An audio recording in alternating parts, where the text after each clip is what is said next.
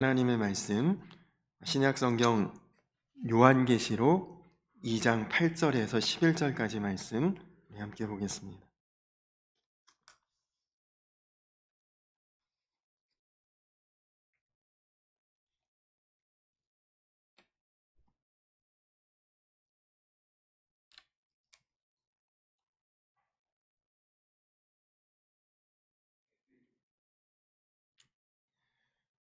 요한계시록 2장 8절에서 11절까지 말씀.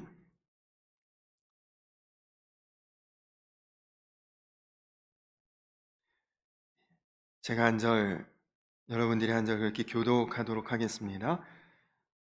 서머나 교회의 사자에게 편지하라. 처음이며 마지막이요 죽었다가 살아나신 이가 이르시되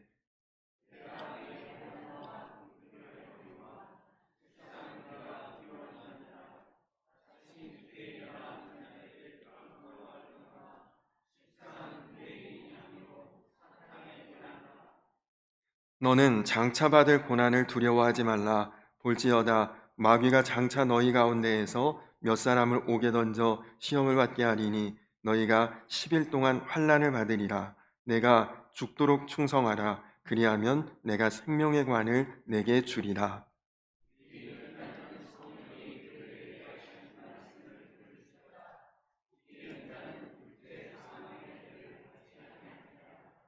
아멘. 할렐루야.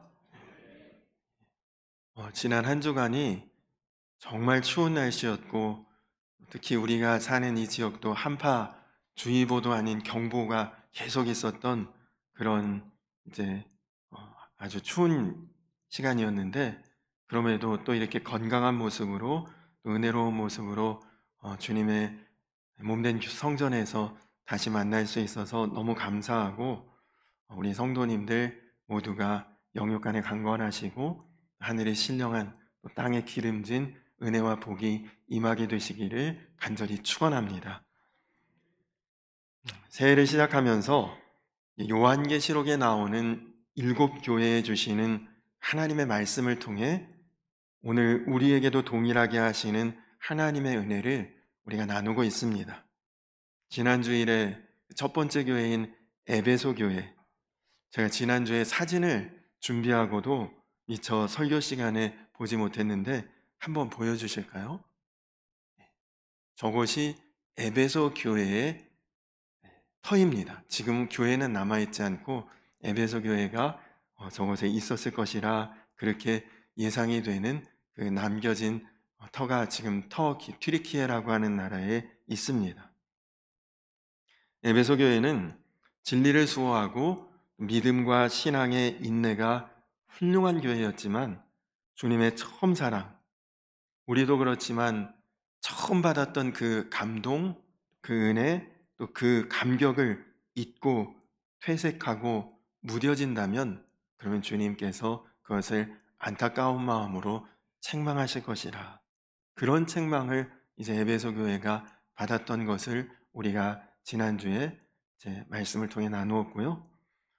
오늘 이제 우리가 은혜를 나눌 교회는 계시록에서 두 번째로 소개가 되고 있는 서머나 교회입니다. 이 교회는 주님 앞에 책망을 듣지 않고 칭찬만 들었던 교회였기에 지금 우리가 사는 시대에도 서머나 교회라고 하는 이름의 교회들이 꽤 있습니다.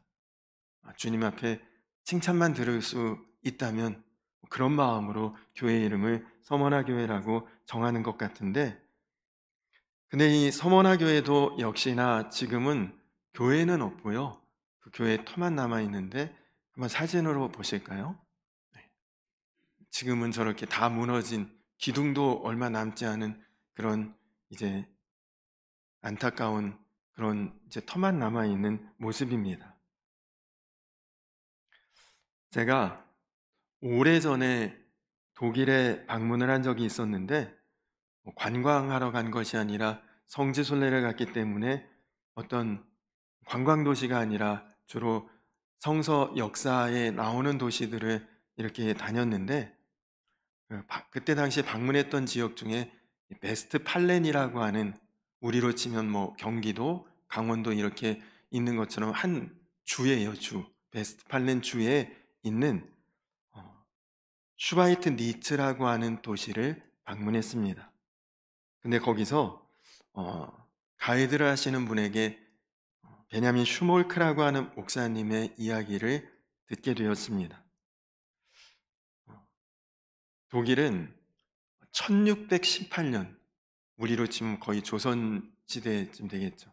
1618년에서 1648년까지 유럽에, 그때가 한참 이제 종교개혁이 일어난 바로 직후의 시기인데, 기독교인 프로테스탄트와 천주교인 카톨릭 간의 종교전쟁이 굉장히 치열하게 있었습니다. 1618년부터 1648년까지 30년 동안 있었던 전쟁이라 세계 역사에도 나오죠. 30년 전쟁, 뭐 이렇게 붙여져 있는 그런 전쟁이 벌어졌는데, 이 전쟁은 역사상 최대의 종교전쟁, 역사상 최후의 종교전쟁, 역사상 최초의 국제전쟁, 유럽에 있는 모든 나라가 다 이 전쟁에 가담을 했거든요.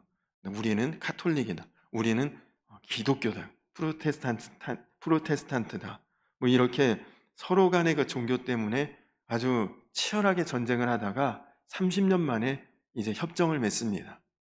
너희는 너희대로 인정하고 우리는 우리대로 인정을 받고, 그래서 기독교도 천주교도 더 이상 싸우지 말고 그냥 각자의 지역에서 자기 종교를 지키고 살자. 그렇게 해서 신앙의 자유가 주어지게 되면서 30년 전쟁이 베스트팔렌에서 조약을 맺고 끝을 맺게 됩니다. 그런데 전쟁은 끝났지만 실제로 전쟁터가 됐던 독일, 특히 베스트팔렌 지역은 만신창이가 됐죠.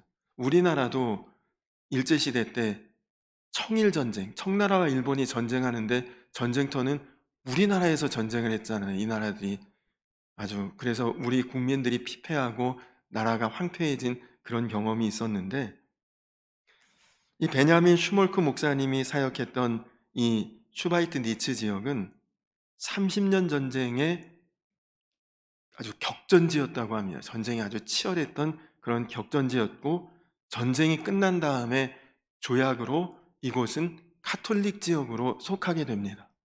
이 목사님은 루터교회, 개신교회 목사님이신데, 이 베스트팔렌 지역이 카톨릭 지역으로 분류됐기 때문에 이 지역에는 조약으로 협정 맺기를 기독교회는 한 교회만 세울 수 있다. 우리로 치면 경기도 전체에 교회는 하나밖에 없는 것과 똑같은 거죠. 그래서 슈몰크 목사님 부부는 경기도 전체를 다 다니려면 얼마나 바쁘겠어요. 그 베스트팔렌 지역 전체 36개 마을을 매일매일 한 지역씩 다니면서 순회하면서 신방을 하고 그렇게 사역을 했는데, 아침에 일찍 나갔다가 한밤중에 돌아오기는 다반사고, 어떤 때는 이틀 혹은 3일씩도 집을 비울 수밖에 없었다고 합니다. 네, 슈몰크 목사님이 32살이던 1704년의 어느 날 먼 지역을 신방하고 집에 돌아왔더니 집이 카톨릭 교도들의 공격으로 완전히 화재가 나서 전소가 되어 있어요.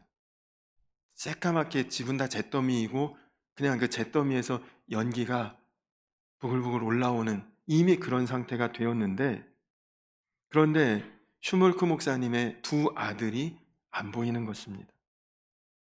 잿더미를 헤쳐보니 아이들이 서로 껴안은 채 그 안에서 새까맣게 타 죽어 있었던 거죠. 충격을 받은 슈몰크 목사님 부부가 정신을 잃었다가 깨었다가 잃었다가 깨어났다 하기를 반복하면서 하나님께 울부짖습니다. 어찌 우리에게 이런 일이 있습니까? 한참을 울부짖다가 문득 하나님도 이 상황을 모르시지는 않겠지, 이것도 하나님의 어떤 뜻이 있을 것이다. 그래서 새까맣게 타버린 두 아들의 시신 앞에 부부가 무릎을 꿇고 기도하기 시작합니다. 그때 목사님의 기도의 내용은 이런 기도였다고 합니다. 내 주여 뜻대로 행하시옵소서. 온몸과 영혼을 다 주께 드리니 이 세상 고락간 주 인도하시고 날 주관하셔서 뜻대로 하소서. 내 주여 뜻대로 행하시옵소서. 큰 근심 중에도 낙심케 마소서. 주님도 때로는 울기도 하셨네.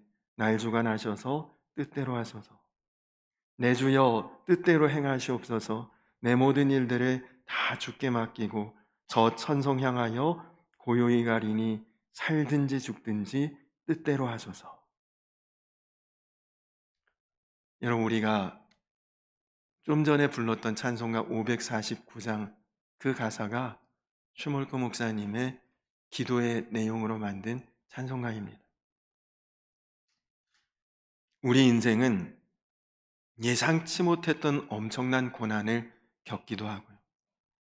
또 말씀드리기도 그렇지만 지난 2주 전에 그런 참담한 항공기 사고 같이 그런 일을 우리도 예상치 못하게 겪을 수도 있죠.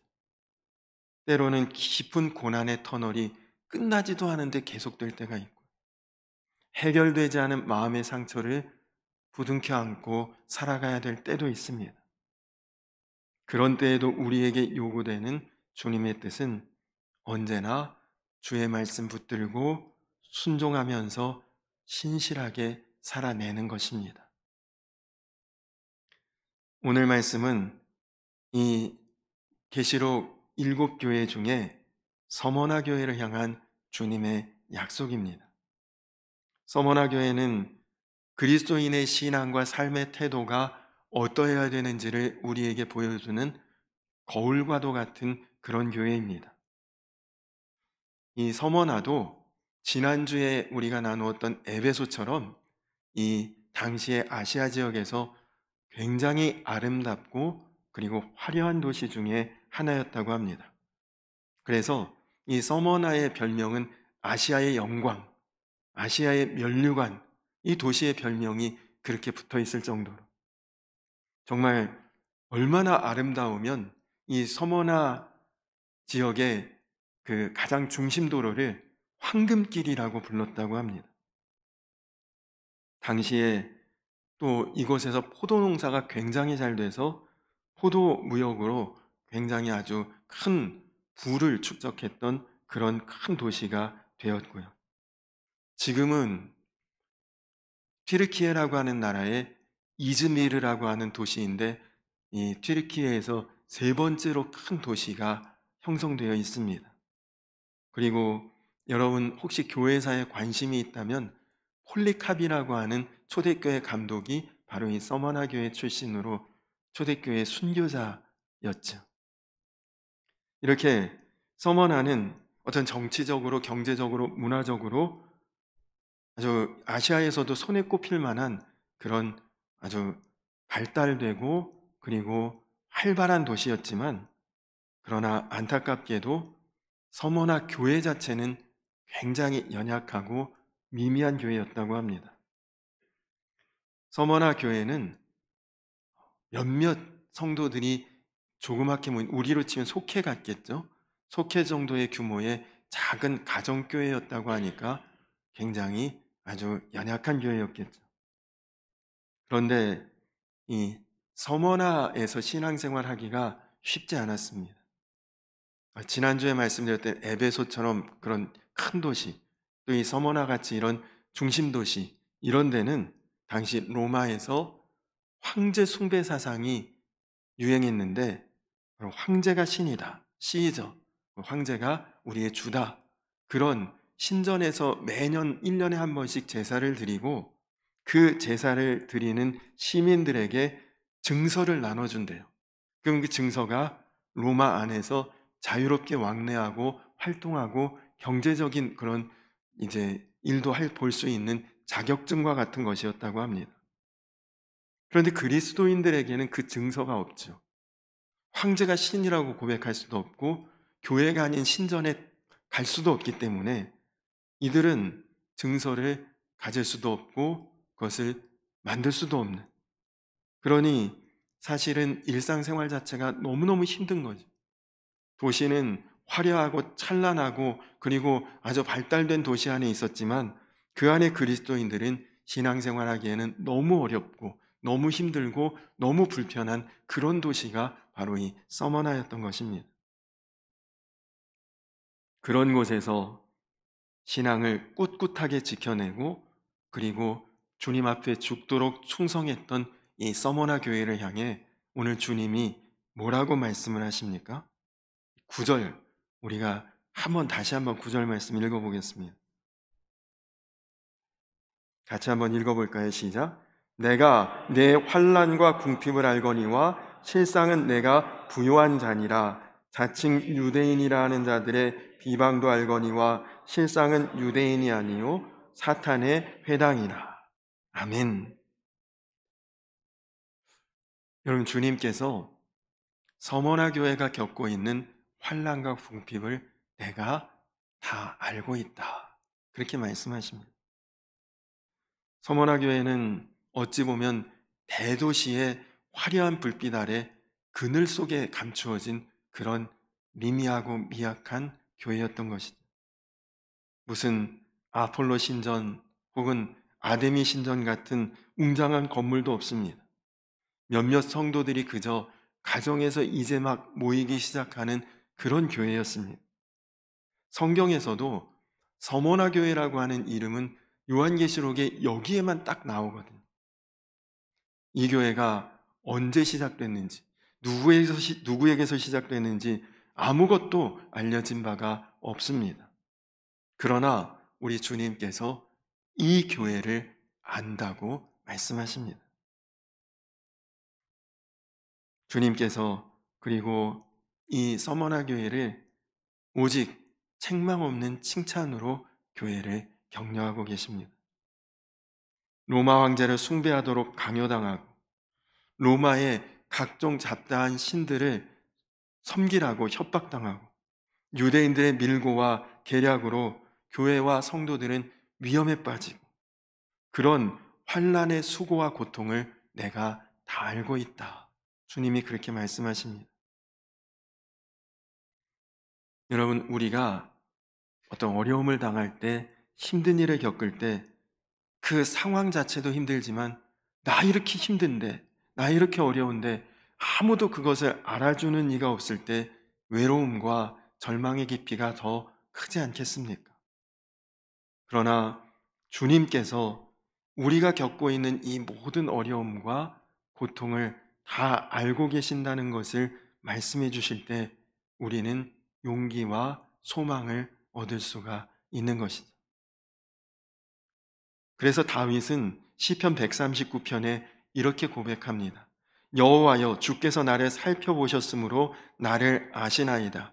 주께서 내가 앉고 일어섬을 아시고 멀리서도 나의 생각을 밝히 아시오며 나의 모든 길과 내가 눕는 것을 살펴보셨으므로 나의 모든 행위를 익히 아시오니 여호와여, 내 혀의 말을 알지 못하시는 것이 하나도 없으시니이다. 여러분, 하나님이 내 앉고 일어서는 것, 눕고 생각하는 것까지 다 아실 수 있다. 어떻게 아십니까? 그만큼 나를 살펴보고 계시기 때문에 아시는 것이죠. 주님은 우리를 겉으로 건성으로 이렇게 아시는 분이 아닙니다. 나 그 사람 아는데? 그냥 이름 알고 어디 사는지 알고 그 정도가 아니라 그 사람이 아프다, 힘들다, 어렵다, 뭔가를 근심한다, 아니면 무엇 때문에 좋아하고 기뻐한다, 그 속사정 내밀한 것까지 다 아는 그것이 진짜 아는 것 아니겠습니까? 주님은 우리의 모든 것을 낱낱이 속속들이 아시는 주님이십니다. 그래서 나보다 더 나를 잘 아셔요. 성경에는 우리의 머리카락 하나까지 세신바 되신다. 여러분들 중에 여러분 머리카락께서 아시는 분 계신가요? 그래서 주님은 나를 나보다 더 온전하게 이끌어 가시고 나를 나보다 더 충만하게 세워 가실 그 주님이 바로 우리 주님이신 것입니다. 주님께서는 이 서머나 교회의 궁핍함도 아신다고 하십니다. 여기서 이 궁핍이라는 단어가 푸토케이아, 헬라어로 푸토케이아라는 말이래요. 무슨 뜻이냐? 우리 왜 쓰는 말 중에 입에 풀칠하기도 어렵다 이런 말이 있죠. 딱 그런 뜻이래요, 이게. 얼마나 살기 어려우면 입에 풀칠하기도 어려울 정도로 남에게 구걸하지 않으면 안 될 정도의 절대적인 가난. 여러분 한번 여러분 가지고 있는 돈 혹은 카드 이런 것 다 못 쓰게 탁 막아버린다. 얼마나 벌써 사는 게 딱 다 막혀버리지 않습니까? 지금 이 서머나 교회 성도들이 서머나에서 바로 그런 형편이에요. 황제에게 신이라고 숭배하지 않으니 통용할 수 있는 수단은 다 막혀버리고 그러니 얼마나 가난하면 입에 풀칠하기도 어렵고 남에게 구걸할 정도의 이런 아주 궁핍하고 그런 어려운 그런 상황인데 그런데 오늘 말씀해 보니까 너희가 마음은 부유하다. 그렇게 말씀하고 있다. 처음과 마지막이 되신 시작과 끝이 되신 알파와 오메가가 되시고 죽었다가 살아나시는 그분이 이 모든 형편을 알고 계시니 너희는 마음은 부유한 자다. 그래서 그들은 유대인의 비방, 계략, 모략도 넉넉히 이겨낼 수 있었습니다. 우리 한번 10절 말씀도 같이 읽어볼까요? 10절 말씀도 한번 같이 읽겠습니다. 시작. 너는 장차 받을 고난을 두려워하지 말라. 볼지어다 마귀가 장차 너희 가운데에서 몇 사람을 오게 던져 시험을 받게 하리니 너희가 10일 동안 환난을 받으리라. 내가 죽도록 충성하라. 그리하면 내가 생명의 관을 내게 주리라. 아멘. 지금 서머나 교회는 로마로부터 오는 핍박, 그리고 경제적으로 너무너무 어려운 궁핍, 유대인의 비방까지 삼중고를 겪고 있어요. 그것이 서머나 교회에 너무너무 어렵고 힘든 일입니다. 여러분 혹시라도 몸에 병이 나서 병원에 가서 수술해야 될 정도로 몸이 힘들고 아픈데 수술 받을 돈도 없고 오히려 성도들에게 예수 잘 믿어야 건강하지 왜 그런데 이런 핀잔을 듣고 그리고 열심히 생활해서 돈 벌어놨어야 이럴 때 쓸 거 아니냐고 주변 사람들에게 비난을 듣고 여러분 이런 상황이면 얼마나 좀 견디기 어렵겠습니까? 서머나 교회 성도들이 지금 그런 상황이었죠. 그리스도인이라고 해서 하나님 잘 섬긴다고 해서 어려움이나 가난이 피해가는 것 아닙니다. 그 신앙이 깊어지고 성숙하면 고난이 와도 난 아무렇지도 않아. 세상에 그럴 사람이 어디 있습니까?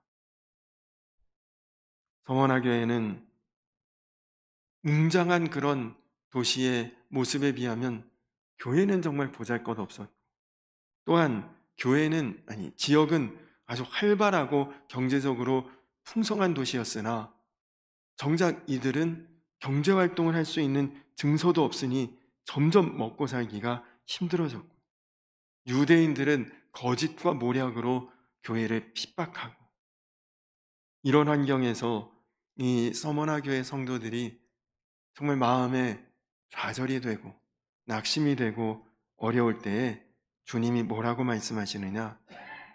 장차 받을 고난을 두려워하지 말라. 여러분, 장차 받을 고난을 두려워하지 말라고 하셨고 실제로 두려워하지 않을 힘과 지혜와 믿음을 이 교회에 부어주신 것입니다. 10일 동안 환난을 받게 되리라. 열흘 동안 환난을 받게 된다. 꼭 어떤 날짜로 열흘이 아니라 그런 어떤 일정한 기간 동안은 어려운 시절을 너희가 지낼 것이다. 그 말씀을 하신 거죠. 구약에 보면 남유다가 바벨론의 침략을 받아서 나라는 망하고 국민들은 다 바벨론의 포로로 끌려갑니다. 그 바벨론 포로로 끌려간 사람 중에는 다니엘과 그의 세 친구인 사드락과 메삭과 아벳느고도 같이 끌려갔습니다. 그때 그 바벨론의 사신이 보기에 좀 총명하고 똑똑하고 그리고 괜찮아 보이는 그런 사람들을 추려서 왕궁으로 데려가서 왕궁에서 왕의 음식을 먹이고, 그리고 그 왕의 앞으로 어떤 사신이나 무언가 일을 맡기려고 그렇게 따로 분류해서 왕궁으로 끌고 갔습니다. 거기에 다니엘도 포함이 됐죠. 근데 다니엘이 환관장에게 뭐라고 이야기를 하느냐? 다니엘서 1장 12절 이하에 보면 이렇게 증거합니다.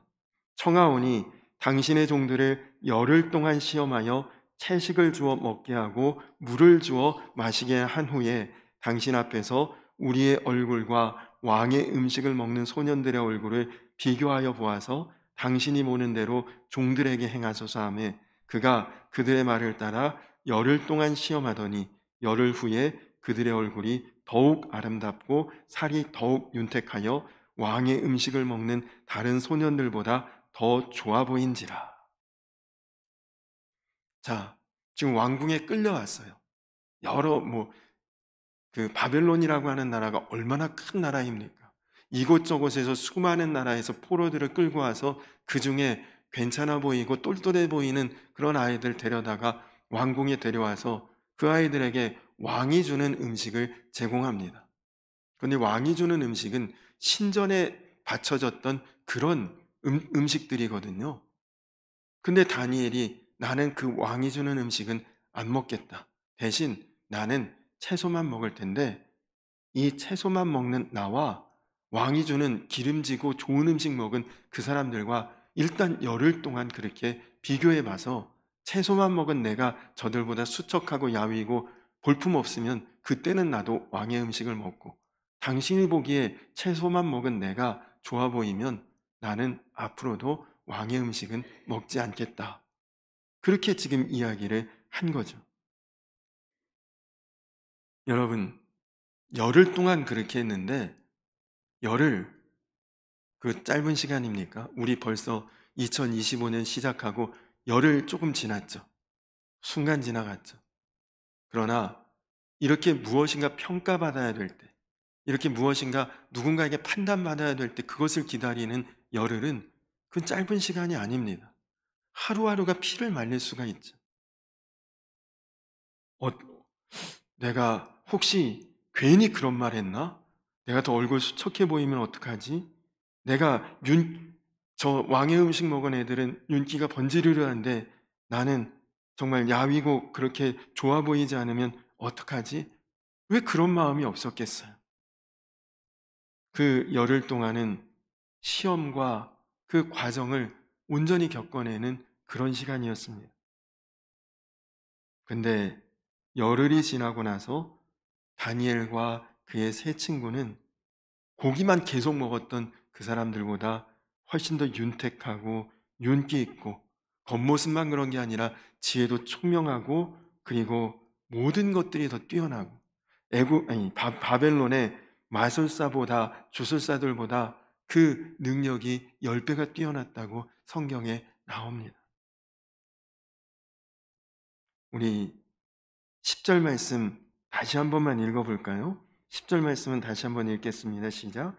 너는 장차 받을 고난을 두려워하지 말라. 볼지어다 마귀가 장차 너희 가운데 몇 사람을 옥에 던져 시험을 받게 하리니 너희가 10일 동안 환난을 받으리라. 내가 죽도록 충성하라. 그리하면 내가 생명의 관을 내게 주리라. 아멘. 주님께서 장차 받을 고난을 두려워하지 말라고 하셨습니다.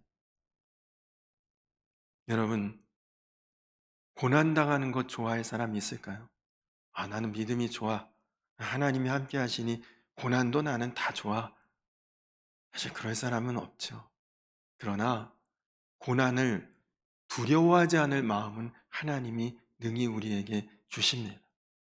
고난을 환영할 일은 아니지만 어쩔 수 없이 고난을 받게 돼도 거기에 두려워서 굴복하지 않을 마음은 우리에게 하나님이 주신다는 거죠. 서머나 교회가 바로 그러했습니다. 고난 앞에서 장차 너희에게 올 고난 앞에 두려워하지 말라고 하셨는데 두려워하지 않았습니다. 끝까지 죽도록 충성하는 교회가 되었습니다. 그랬더니 주님께서 생명의 관을 주신다고 하셨습니다. 여러분, 당시에 운동 경기에서 끝까지 완주하고 승리한 사람에게 월계관을 씌워줬다고 합니다. 또 이 서머나 지역의 전통은 잔치에 가장 귀한 손님에게 관을 씌워줬다고 합니다.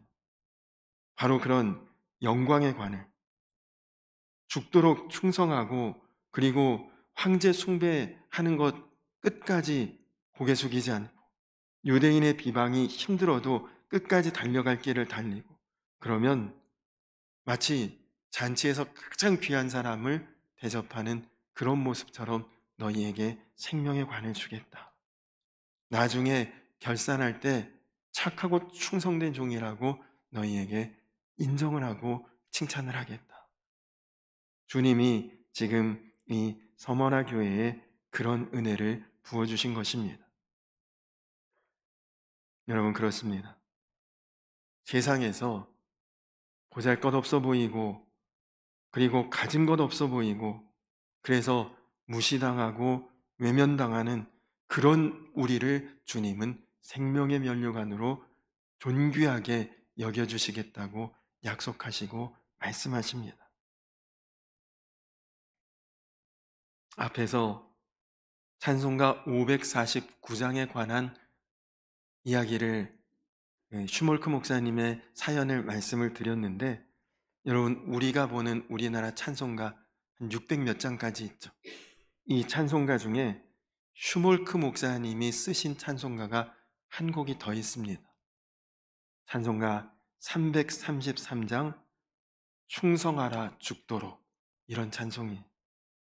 이 찬송은 슈몰크 목사님이 아까 말씀드린 그 두 아들을 화재로 잃고 나서 13년이 지난 후에 지은 찬송이 찬송가 333장 충성하라 죽도록, 이 찬송입니다.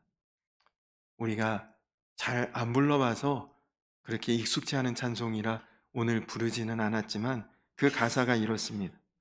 충성하라 죽도록 충성하라 주님께, 슬픔이나 괴로움이 주의 사랑 못 끊으리, 충성하라 죽도록 충성하라 끝까지. 슈몰크 목사님은 65세까지 사셨다고 합니다. 58세 때에 뇌졸중이 와서 오른쪽 팔과 다리가 마비가 되었고요. 그리고 60세쯤에 백내장이 와서 실명을 했다고 합니다. 그런데도 65세 돌아가시기 전까지 왼쪽 팔로 지팡이를 짚고 다니면서 신방을 하고 교인들을 격려했다고 합니다. 여러분, 물론 이 자리에 그런 일을 겪은 분들도 계시지만 내 사랑하는 아들, 그 두 아들을 잃고 나서 그 순간 목사님 얼마나 황망했을까요? 생애 순간순간마다 그 하나님 나라로 먼저 보낸 아들들에 대한 그리움이 얼마나 몸서리쳐지게 마음에 있었을까요? 그러나 두 아들을 잃은 슬픔이나 뇌졸중, 백내장으로 인해서 겪는 괴로움보다 주님을 향한 사랑이 더욱 컸기에 죽도록 충성할 수 있었던 것입니다. 여러분, 우리가 2025년 새해를 시작하면서 주님은 우리에게 죽도록 충성하라고 말씀하십니다. 여기서 이 죽도록이라고 하는 말은 전쟁터에서 군인이 목숨 걸고 싸울 때에 꼭 그런 이야기는 아닙니다. 이 죽도록이라는 이 말은 성실하게, 진실하게, 책임있게 삶을 살아라, 그런 뜻입니다.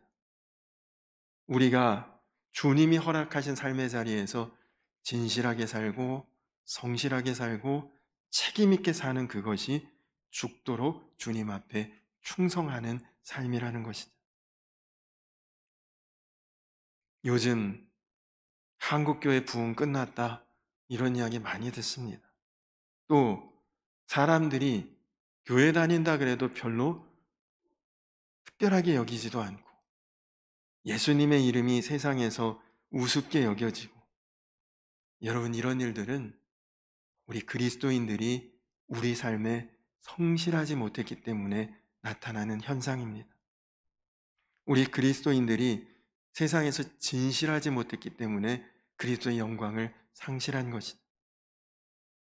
세상에서 그리스도인들의 말과 행동이 신뢰받지 못하는 것은 우리가 하나님과의 관계에서도 인간관계에서도 신뢰받지 못하고 있기 때문입니다.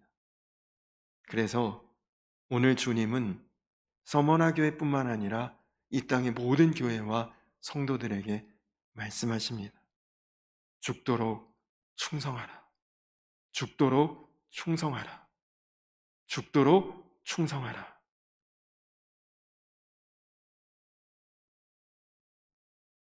저도 젊을 때 신학교 다니고 할 때는 고난의 길, 가난의 길 원치 않았습니다. 지난 금요 기도회 때도 말씀드렸지만 그때 당시에 신학교 졸업식 때 찬송가 323장 부름받아 나서니 몸 찬송 부를 때에 다 쥐 죽은 듯 불렀어요. 어차피 목회하는 거 성공해야지. 어차피 목사 되려면 큰 목회해야지. 다 그런 생각이 있었거든요. 그러니 아골골짝 빈들에도 가겠다고 어떻게 감히 찬송을 부르겠습니까? 근데 여러분, 목회를 하면서 주님께서 부어주시는 놀라운 은혜가 있었습니다. 저도 말할 수 없는 궁핍, 정말 쌀이 다 떨어져서 고구마도 먹고 감자도 먹고 해야 되는 그런 개척교회의 시절을 지냈지만, 그러나 하나님께서 마음은 늘 부요하도록 그렇게 채워주셨습니다. 세상에서 고난당하고 이 서머나 교회 성도들이 당한 고난에 비하면 정말 고난이라고 말할 수도 없지만, 그러나 전도하다가 욕을 먹기도 하고 웃음거리가 되기도 하고 무시당하기도 하고 뭐 그런 일들을 여러 번 당했으나 그런 것이 상처가 되지 않습니다. 그 너머에 하나님의 영광을 볼 수 있는 눈을 열어주셨으니까요.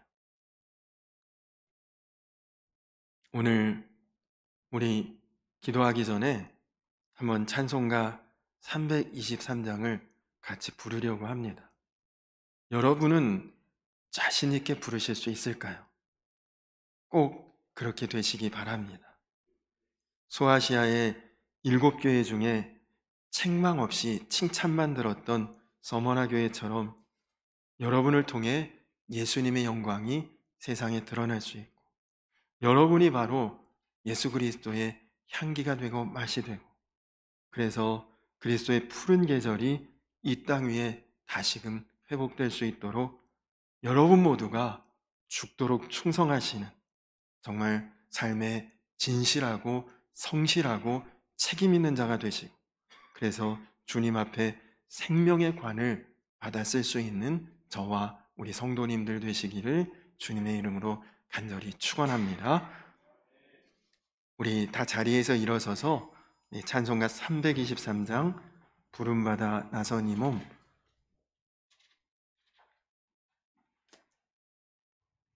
우리 같이 이 찬송 부른 후에 부르면서 준비하신 예물 봉헌한 후에 우리 기도하고 예배를 마치도록 하겠습니다.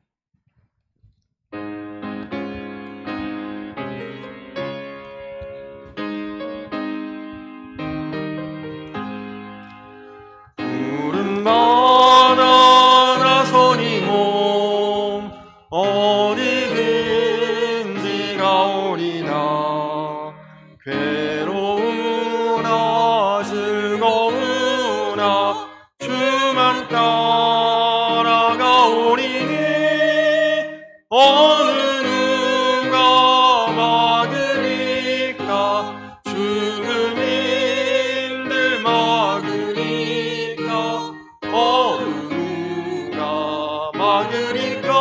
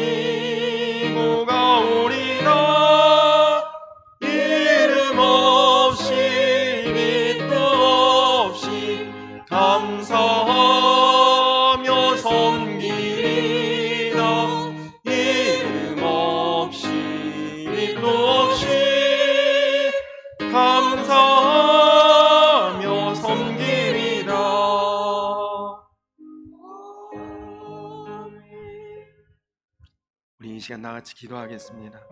우리 이 시간 나같이 기도할 때에 여러분 서머나 교회 장차 다가올 고난을 두려워하지 않도록 주님께서 은혜 주시고 믿음 주시고 죽도록 충성하며 주님의 생명의 면류관을 받아 쓰는 그런 교회의 영광이 되었습니다. 우리가 이 시간에 솔직히 고난이 두렵지 않은 믿음은 아직 없을 수도 있습니다. 죽도록 충성하지 못할 수도 있습니다. 그러나 적어도 우리가 올 한 해 주님 앞에 한 걸음 더 나아갈 수 있고 우리 앞에 있는 장애물 하나 더 넘어설 수 있고 그렇게 되면 우리는 장차 우리에게 올 고난을 두려워하지 않는, 정말 어쩌면 순교도 두렵지 않을 만한 그런 믿음, 그 장애물 너머에 주님의 영광을 바라볼 수 있는 눈을 주님이 우리에게 열어주실 줄로 믿습니다. 오늘 기도하면서 주님, 이 장벽을 넘어서기 원합니다. 주님, 한 걸음 더 주님 앞에 가까이 가기 원합니다. 주님, 죽도록 충성할 수 있는, 내가 정말 나에게 주신 인생 책임 있고 성실하고 진실하게 살아내는 그런 삶이 되게 하여 주시옵소서. 우리 다같이 주여 한번 부르고 기도하겠습니다. 주여! 살아계신 아버지 하나님 감사합니다. 주님, 그렇습니다. 주님, 서머나 교회를 통해 우리가 어떤 마음으로, 어떤 믿음으로, 어떤 자세로 세상을 살아야 되는지를 보게 하시고 깨닫게 하시니 감사합니다. 주님, 우리 삶에도 환난이 있고 궁핍이 오고 여러 가지 문제가 몰려올지라도 너는 장차 받을 고난을 두려워하지 말라는 주님의 말씀이 우리 모두에게 복음이 되게 하여 주시옵소서. 세상의 그 어떤 것도 우리를 사랑하시는 주님의 그 끊을 수 없는 사랑에서 우리를 붙들고 하나님 끝까지 괴롭힐 수 없음을 깨닫고 주님 온전한 신앙 안에 서게 하여 주시옵소서. 하나님, 우리를 오늘도 살게 하시는 그 주님의 은혜에 우리도 진실하게, 성실하게, 충성스럽게 주님 그 마음으로 나아가며 살아갈 수 있도록 주님 인도하여 주시옵소서. 그래서 우리의 인생이, 우리의 삶이 언제나 주님 앞에 죽도록 충성하는 자, 끝까지 인내하며 승리하는 삶이 될 수 있도록 주여 인도하시고 함께하여 주시옵소서.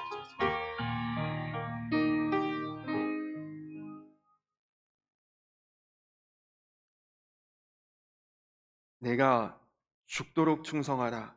그리하면 내가 생명의 관을 내게 주리라. 살아계신 아버지 하나님, 그렇습니다. 지금은 아직 연약하고 미약하여 우리가 고난 앞에 두려움을 갖고 또 궁핍함과 환난 앞에 주저할 수도 있지만, 그러나 오늘 한 걸음 더 주님 앞에 나아가는 삶이 되게 하시고 내 앞에 어떤 장벽이나 장애물도 내가 또 한 번 넘어설 수 있게 하시고, 그래서 우리 인생이 정말 주님 보시기에 진실하고 성실하며 책임 있는, 죽도록 충성하며 나아가는 그런 인생 되게 하여 주시옵소서.